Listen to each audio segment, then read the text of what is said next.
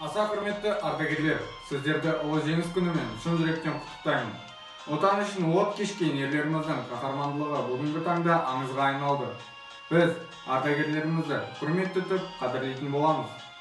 Сол ауыр күнде көрсеткен шын ерліктеріңіз бен адал еңбектеріңіз үшін алғыс айтып бас иемін.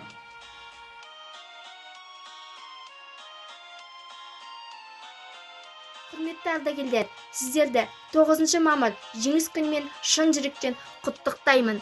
Дендеріңізге саулық, қажымас қайрат тілеймін. Сіздерге арнап өзімнің авторлық өлеңімді жолдаймын.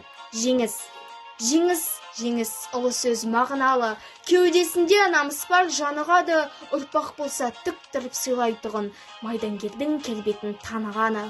Құны қымбат бұл сөздің түсінгенге, танытады ырзалық пішін пенде.